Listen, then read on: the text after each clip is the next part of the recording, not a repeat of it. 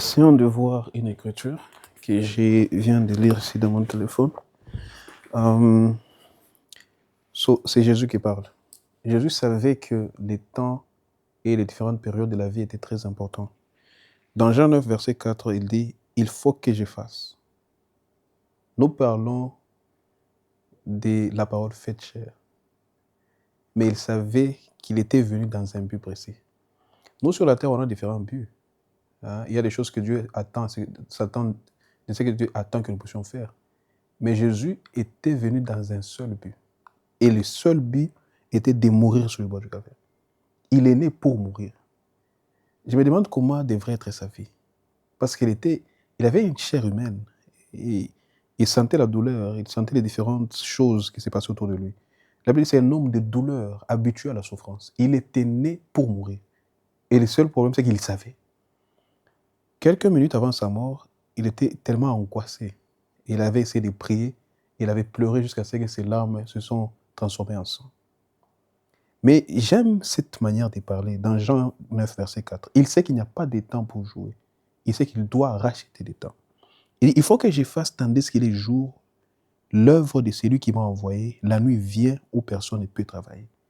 Il dit, je dois faire pendant qu'il est encore jour les œuvres de celui qui m'a envoyé. L'homme ordinaire ne comprend pas qu'il y a un travail à faire pendant qu'il est encore jour. Parce que la nuit vient. La nuit, ça peut être la mort. La nuit, ça peut être la maladie. La nuit, ça peut être les complications de la vie. Faites pendant qu'il y a encore jour l'œuvre de celui qui vous a envoyé. Et la parole, vous la connaissez. Et vous savez qu'est-ce que vous devez faire. Il dit, vous êtes la lumière du monde. C'est une responsabilité. Et Dieu s'attend à ce que nous puissions marcher dans cela. Certes, nous ne sommes pas encore parfaits, mais nous devons pousser. Comme Paul dit, ce n'est pas à dire que j'ai déjà atteint la perfection, mais je cours de manière à l'emporter. Et la Bible dit clairement qu'il a été donné aux hommes de vivre pendant un temps, puis après vient le jugement. Je pense qu'il a été donné aux hommes de mourir une seule fois, puis après vient le jugement. Oui, c'est ça la version correcte. Donc rendez-vous compte que la mort vient. Et David, sachant cela, il dit, enseigne-moi à compter mes jours afin que je puisse appliquer mon cœur à la sagesse. Que Dieu vous enseigne à compter vos jours. Vous n'êtes pas éternel. Vous devez faire pendant qu'il a encore temps l'œuvre de celui qui vous a envoyé. C'est maintenant. Sinon, des heures viennent où vous n'allez plus être capable de travailler.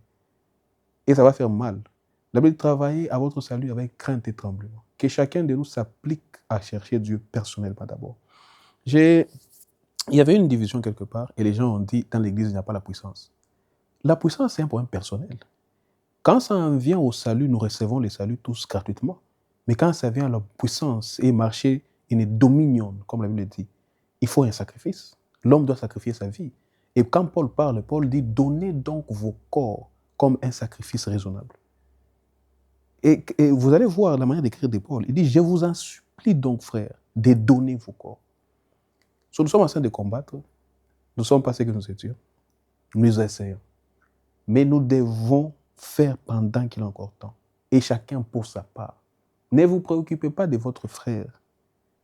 Préoccupez-vous d'abord de vous-même, car on ne peut donner que ce qu'on a. La Bible dit, comment peux-tu enlever la paille qui est dans l'œil de ton frère si tu as une poutre? Et les gens souffrent de cette maladie. Les gens souffrent, surtout la communauté congolaise souffre de cette maladie. Ils veulent enlever la paille dans l'œil de leur frère. Si mon frère fait quelque chose de mal et que moi je parle mal de lui, c'est une preuve à suffisance que d'abord moi-même je ne suis pas correct. J'aime la manière de faire de Pierre. Quand Pierre a levé cet homme, il dit, or et argent nous n'avons pas, mais ce que nous avons nous te donnons, c'est la lève-toi et marche. L'homme ne s'est pas levé. Mais Pierre est parti vers l'homme, l'a tenu la main et l'a levé. Donc il savait que l'homme était resté dans cette condition pendant très longtemps. L'homme avait besoin d'aide. Il fallait encore l'aider malgré que la déclaration avait déjà été faite. Et ça nous manque comme étant chrétiens. Des gens passent par des différentes situations et sont dans des situations difficiles. Des fois, ils n'ont pas seulement besoin de prière, mais d'un soutien aussi physique.